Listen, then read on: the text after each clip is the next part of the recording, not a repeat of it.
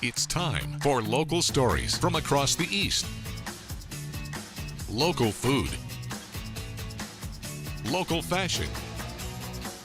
Local businesses. This is your home for local.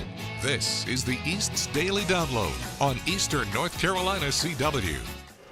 Hello and welcome to the East Daily Download. My name is Mark. I'll be your tour guide on this adventure across the East.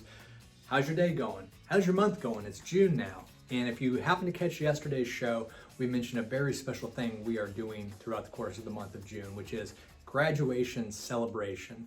We realized that all the students who worked so hard didn't really get to have the graduation that they worked for and deserved. So what we want to do throughout the course of the month on this show is recognize and celebrate those high school and college graduates who did that incredible work, who just really deserve to have their name and their face and their picture out there so everybody can see and celebrate them for their accomplishments.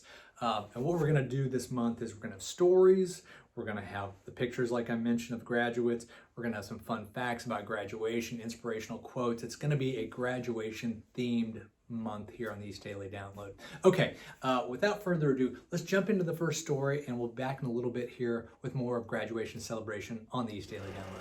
It's been incredible watching how many people come from all over the place. And what they're coming for is craft beer, brewed inside this old car dealership in downtown Tarboro. It's a great place. I mean, it's helping revitalize downtown. This is a very family-friendly spot. The spot is Tarboro Brewing Company. The name is simple, but it means a lot to owner Inez Ribostello. I love Tarboro so much. I'm kind of obnoxious about Tarboro. How does one get in the beer business in Tarboro, North Carolina? Well, my husband and I are both wine people, but you're not going to grow grapes in Tarboro. And Inez and her husband bought the building back in 2008, not knowing what it would become. But the focus turned to beer after seeing the big business breweries were doing in other towns in eastern North Carolina. We'd been watching what Duck Rabbit had done for Farmville and then watched what Mother Earth was doing for Kinston. And after securing investors, fundraising, and receiving grant money, the brewery opened in early 2016. First a brewing and canning operation to sell their beer statewide, then a few months later came the tap room. People will travel for beer. Yep. That's been really great. And Greenville is so good to us, Roanoke Rapids. But it's those from Tarboro who make this place what it is. People like Michael Harris and his family. You know, it's one of the things a lot of people don't think about, you know, having a family with, you know, going out and, you know, having a beer. But they've really been able to pull it together and really make a family atmosphere. And, you know, it's a safe place. You feel, you know, happy that the kids can come and play games and have fun. But yet you can still have some adult time. We were not planning to do a tap room, but in the 6 years that it took us to get open, the landscape had changed very much, and the amount of breweries in North Carolina alone had tripled. To go along with the beer and the games in the tap room is the food. The food truck scene is fantastic. A different food truck almost every day. This really has opened up the door for people here to try, you know, Korean food or New Orleans, you know, food or, you know, different types of cuisine that maybe they wouldn't try before. But at the end of the day, it's the beer that keeps bringing them here. The beer is really good, which always helps, but you know, I just look, you know, it's really nice getting together with old friends and catching up. We're flattered and we're honored and we're humbled by people visiting.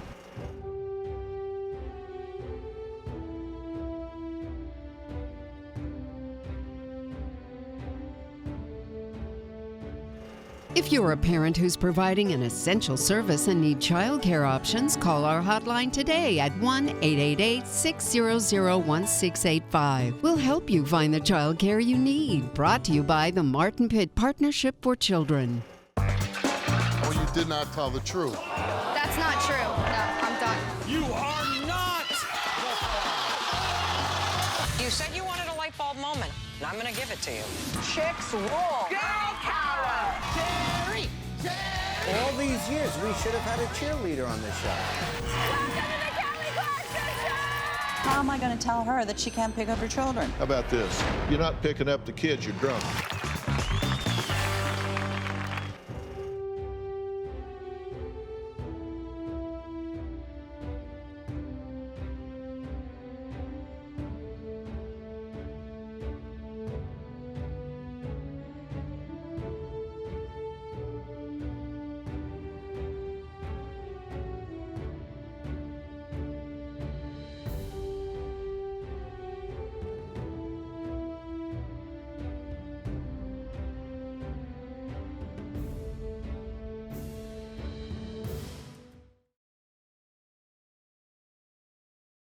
We're back here on the East Daily Download. Hope your day and month are off to a great start so far.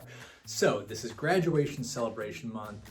We are doing a lot of things to recognize and honor the graduates. Fun fact, did you know that Kermit the Frog was awarded an honorary doctorate in amphibious letters from Southampton College? That's true. Do you think Miss Piggy was green with envy?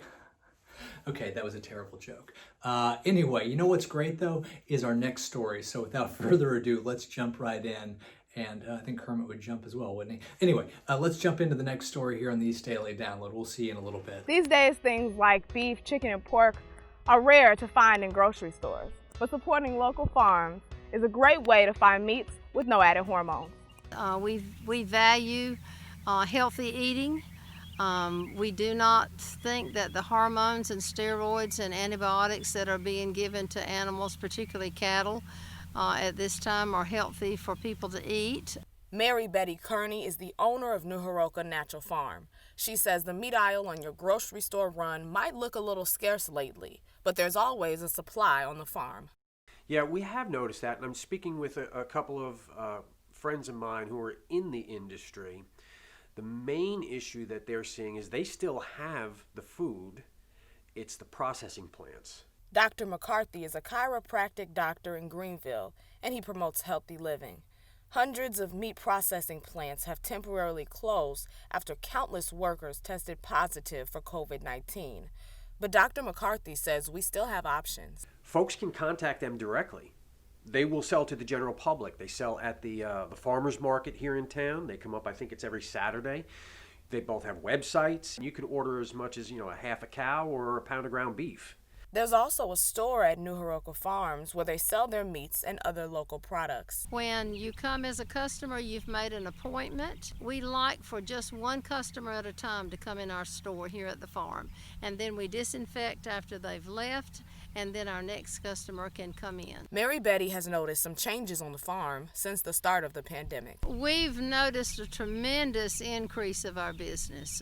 While some people are discovering new ways to support local farmers, Aden resident Barbara Whitehead has been keeping up with her routine for a while now. We try to support as many local farms and farmers as possible. So our routine for years has been to go shopping maybe once a quarter, buy large quantities of meat, divide it up, and freeze it.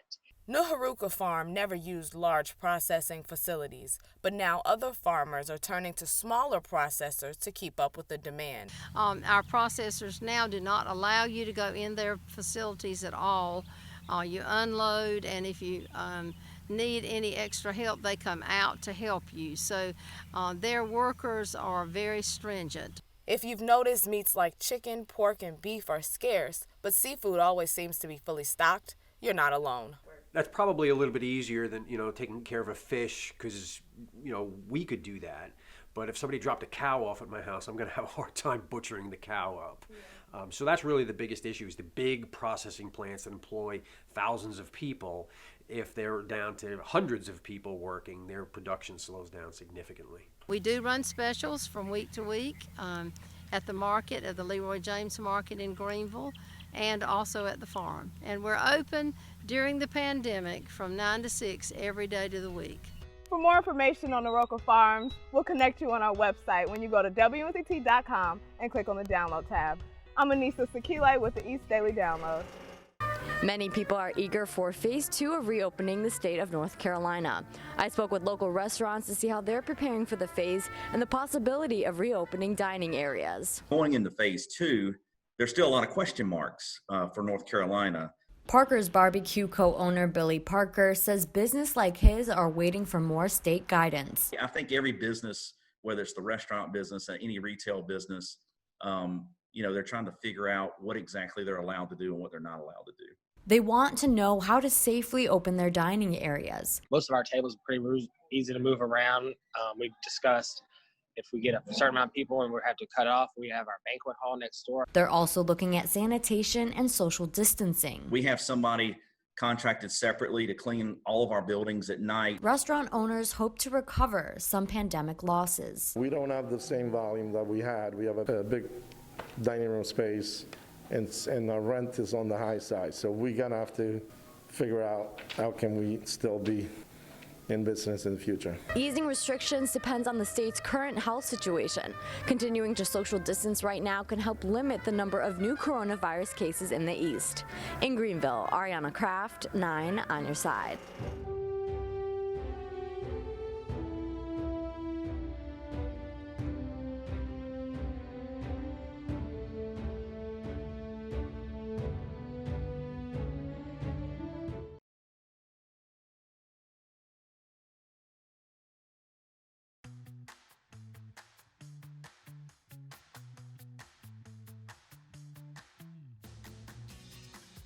Hey, we're back here on the East Daily Download. Hope your day's off to a great start so far. Have a lot of shows still to get to as we continue with Graduation Celebration Month here on the East Daily Download. Now, another fun fact, diplomas, like this is my college diploma. It's framed, like many people do. But did you know that the parchments that are used for graduation for diplomas were originally made from sheepskin? Interesting fact. Okay, you know what else is interesting? This next story here on the East Daily Download. Let's get back to it. Join 9 on your side in saluting the graduating class of 2020.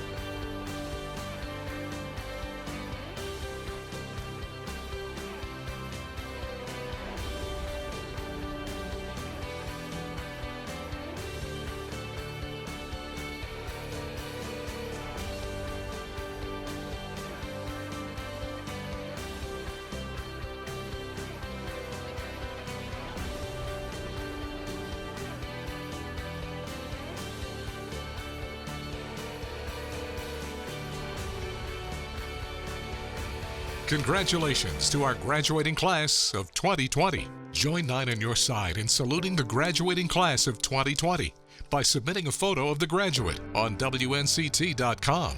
We're the only all-female anchor team in the market. Growing up, I used to watch the news and look for people who looked like me, or look for people that I admired, or people that maybe I aspired to be. Just the fact that we are here, we're doing it, we are hopefully just showing women and girls that you are represented. I want them to see how normal we are and how genuine we are.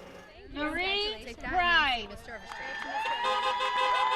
It feels really amazing, like all of this weight has been lifted off my shoulders. This is the moment Maggie Mancato has been waiting for. The past few months have been in huge speculation of whether or not we're going to have graduation, are we going to do anything, and then here we are, and even though the virus has really affected us, we can still overcome it. Even in a non-traditional way. It's definitely different, but I think it's more special for us, and it'll be a great memory when we talk to our grandchildren about it, and who knows how long. 1, 2, 3.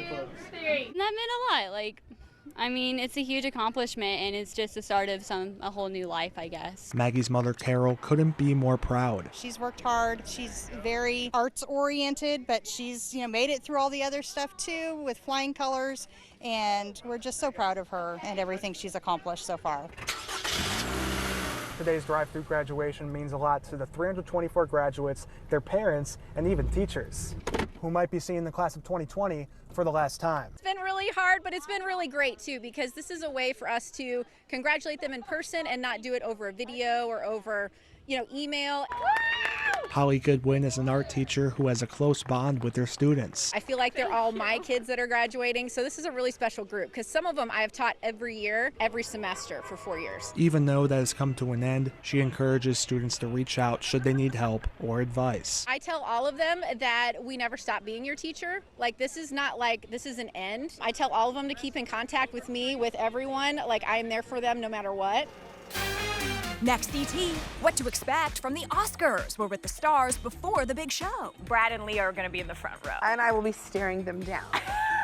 Next ET. Tonight at 7 on WNCT 9 on your side.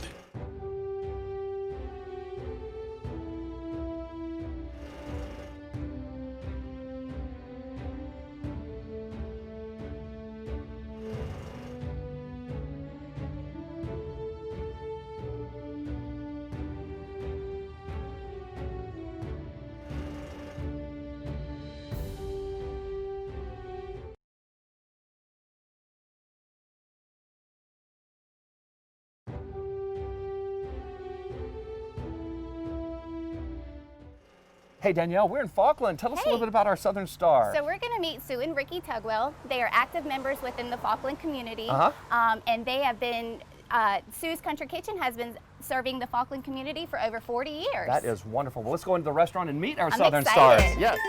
It has been a mainstay, as most small communities have dwindled in size and dwindled in businesses. They have been here and been consistent, and they have been pillars in the community. This restaurant is like 40 years old. Working on, going my 40th year. It's something I've always wanted to do, so I have stuck behind it on faith, family, friends, and all. I'm gonna help her as long as she wants to do it. I try to talk her out of it, but if she, as long as she wants to do it, I'm gonna try to keep her. Look, their support for the community ranges again from the church to different events, money-raising events, storms, floods. They've been here for all of that, and they've supported the people. Sue and Ricky, this is Danielle from Southern Bank. Nice to meet you. I just wanted to say congratulations on behalf of Southern Bank for everything that you do for making our community a brighter place. And I would like to present you with this $100 gift card. Thank all of you. And if you know someone in your community making it a brighter place, make your nomination. Go to WNCT.com/stars. What is this thing? It's called the Cosmic Staff. It's extremely temperamental. You blew up a car. I didn't, it did. Who are you? Things could get really dangerous. This is our destiny. I never thought there'd be another Star Man. Star Girl. Star Girl, Tuesday at 8 on Eastern North Carolina CW. Before a patient is able to be worked on, they must rinse with a mixture of half hydrogen peroxide, half water. Before that, patients must have their temperature taken and answer COVID-19 symptom questions prior to entering the building. Workers at the dental practice are also adapting to using upgraded PPE, not just on themselves, but on patients as well. They ask all patients to come in with a mask. They also now provide longer bibs to minimize the risk of anything getting onto clothing. We're just upping the game a little bit. We've had the surgical type 3 masks, we've got the face shields. We have some N95 masks, if we have certain procedures that require that. Hygiene assistants also call patients 48 hours after their visit to see if they're experiencing COVID-19 symptoms. But there's more to their preparations that you don't see. To watch my full experience, head to WNCT.com's online originals. Reporting in Jacksonville, I'm Kayla Schmidt, 9 on your side. Thank you. Thank you. Thank you. I want to say thank you for everything you have done.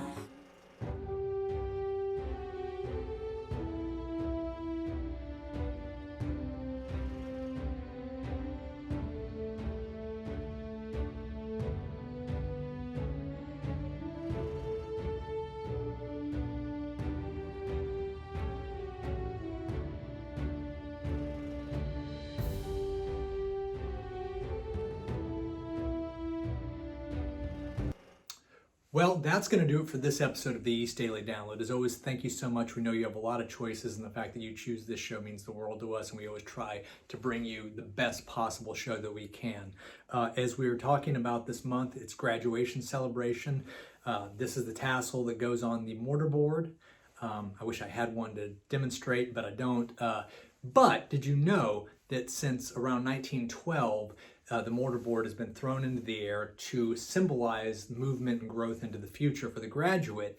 However, that is not without risk, because many people over the years have been injured because they're very sharp when they come down. I remember my high school graduation, they actually forbid us from throwing them up in the air. I think college we could, though. I can't remember that one.